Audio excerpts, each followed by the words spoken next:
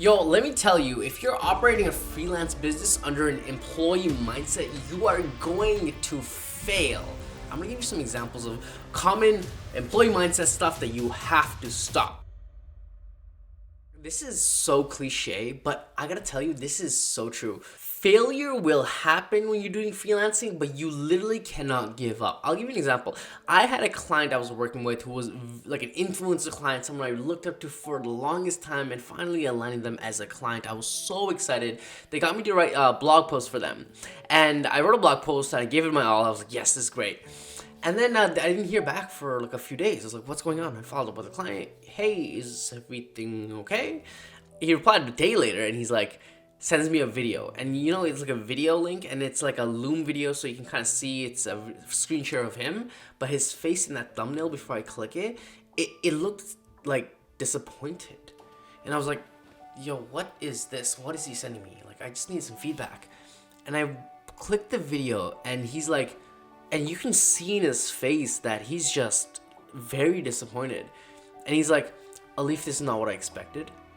And I'm very disappointed, frankly. And he's sharing a screen and walking me through the blog. He's like, I didn't like this, I didn't like this, I didn't like this, I didn't like this. He went through every point and told me what he did not like. He didn't like this. And he's very disappointed in me. I kid you not, I'm sitting there in a room by myself watching this video and I'm like heartbroken. Like, just, it took me so long to have this client that I admired for so long. Someone you admire who gives you that kind of feedback. Like, that hurts, right? I had to pause the video halfway through because I started tearing up.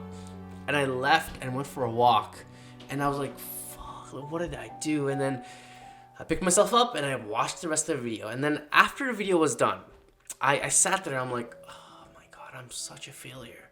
But I knew that if I felt this way for like if I kept holding on to this failure feeling, I wouldn't be able to continue freelancing. And so I'm like, this is what I'm gonna do.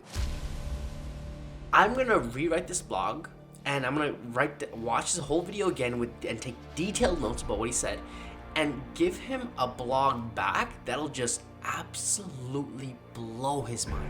I don't give a fuck. He's gonna be like, whoa, this is insane. And so I spent the whole day on this blog, put away everything else, watched the video, analyzed it. Every time I had to play the video, I'm like, but I just had to go through it. And when I would write down, on this sentence he didn't like this, so research into this. On this is it. And I spent the other half of the day just writing as best as I could. And then finally, I take a deep breath, I hit send, and I'm like, all right, now I gotta wait and see what happens. And I'm just like anxious the whole time, like, is it gonna work? Is it work? The next day passed, I'm like, is this gonna work? Does it work? Then out of nowhere, I got a notification on my phone.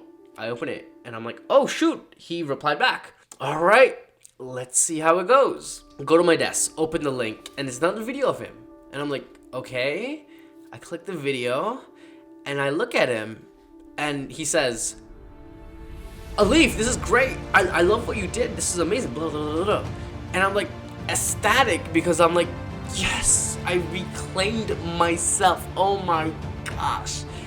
And why am I sharing this story? Is because when you experience failure, you literally cannot give up. Because let's say if you did give up, right? If I gave up, then I wouldn't be able to make more money. I'll lose all the clients and I have no business. The next mindset I want you to think about is when you're running a freelance business, everything is your fault. The email you sent on the first touch point with the client, if it looks good, that's a good reflection of you. If it looks bad and you're ambiguous with your instructions and they have no idea what they're doing, it's gonna look bad on you. Right? I remember I was working at a job and I was doing recruiting and I'd do high volume interview screens for a client of ours. And because I had a team lead above me who I would pass the work to, who would then pass the work to the client, right? There was layers between me and the client technically themselves. So when I would do the interview screens, I feel like I would half-ass the notes, I would half-ass the screen because I knew that it wouldn't hit me, it would hit my team lead, and then that's their problem, right?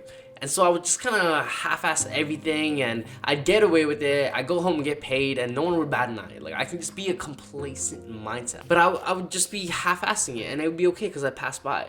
But here in business world, everything is your fault. If you don't take the time to deliver high quality work, your client will want to work with you, and then they'll leave you.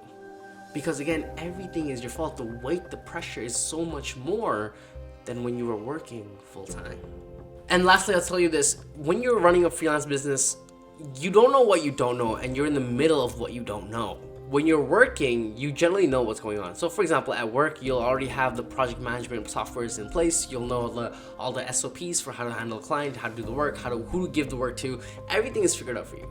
But when you're in business, when you're in freelancing, you have none of that. So you don't technically know which softwares to use, which cold outreach process to go with, if you should post on social media or not, if you have the right invoice software that's the best one out there in the market. You have no idea any of this. You have to literally figure it all out yourself. There's no upper management already processes in place type of thing telling you what to do.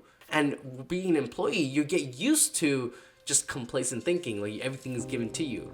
But when you're working as a freelancer, when you're running a freelance business, that's when you have to do shit for yourself and figure things out as you go, and you need to build that muscle. Alright, with that being said, I hope you enjoyed this video. My name is Leaf. If you want more videos like this, be sure to subscribe and follow me on social media, and I will see you, my friend, in the next video. Peace, peace, peace, peace, peace.